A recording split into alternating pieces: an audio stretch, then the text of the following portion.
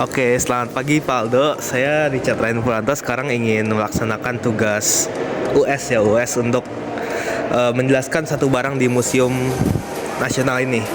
Sekarang saya akan jalan ke barang atau benda yang saya akan jelaskan. Jadi boleh ikut saya. Oke, sekarang sudah mendekati sesi saya. Di sini ada banyak barang juga, tapi yang saya akan jelaskan tuh ada di sebelah sini. Oke, di sini banyak barang kan, tapi saya hanya ingin jelaskan satu barang yaitu podang yang bisa dilihat di sini. Oke, sekarang kita akan mulai penjelasannya.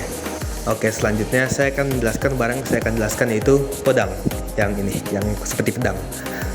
Jadi, apa sih itu podang?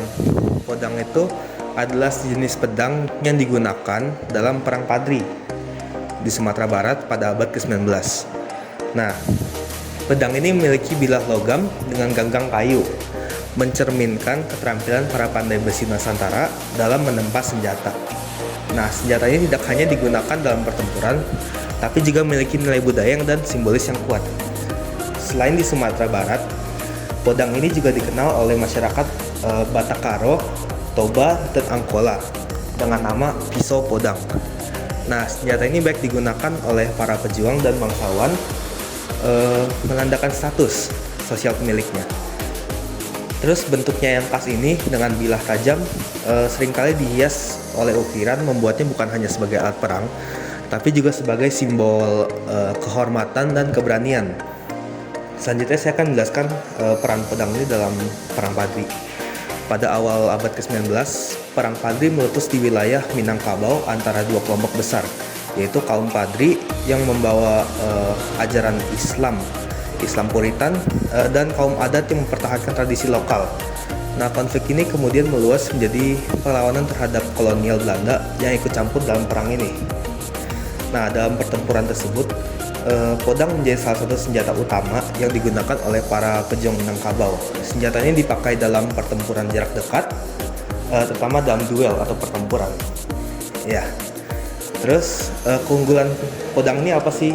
Keunggulannya itu desainnya yang ringan namun tajam, jadi cepat gitu.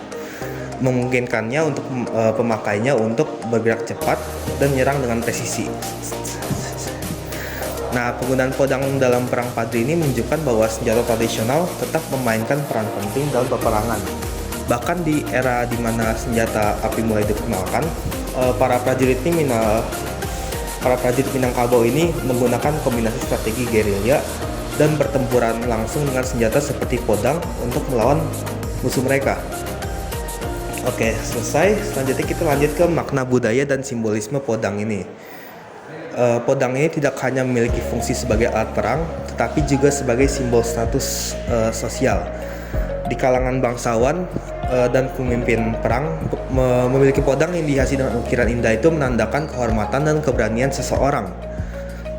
Kemudian dalam tradisi Minangkabau dan Batak, podang juga sering dikaitkan dengan kepemimpinan. Jadi seorang pemimpin atau panglima perang yang memiliki podang dianggap sebagai seseorang yang memiliki kekuatan dan kebijaksanaan dalam memimpin.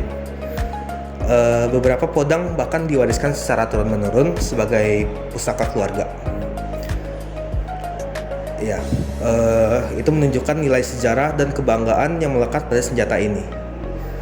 Oke, makna budaya selesai. Sekarang kita lanjut ke pelestarian dan tantangan podang ini. Jadi di era modern, penggunaan podang sebagai senjata sudah tidak lagi ditemukan, sudah jarang. Namun senjata ini masih bertahan sebagai bagian dari warisan budaya dan sejarah Sumatera Barat. Beberapa podang masih tersimpan dalam koleksi museum seperti yang tercatat dengan nomor inventaris 412 di Museum Nasional ini. Nah, upaya pelestarian podang dilakukan melalui berbagai cara seperti pameran di museum, penelitian sejarah, dan dokumentasi budaya. Selain itu, dalam beberapa pertunjukan seni dan festival budaya, replika podang ini masih digunakan untuk menggambarkan peran senjata ini dalam sejarah Minangkabau. Ya. Terus meskipun tantangan modernisasi membuat banyak senjata tradisional terlupakan, pelestarian podang tetap penting untuk mengenang perjuangan rakyat Sumatera Barat pada abad ke-19. Dengan memahami sejarah dan nilai budaya podang, Oke, dapat lebih menghargai warisan nenek moyang serta kontribusinya dalam membentuk identitas budaya Minangkabau ini atau Indonesia. Nah, podang bukan sekedar pedang, tapi simbol keberanian dan kehormatan dan semangat perjuangan yang tetap hidup dalam sejarah dan budaya Nusantara. Agak terang ya, sorry ini. Oke, mungkin tuh sekian dari saya, udah cukup banyak.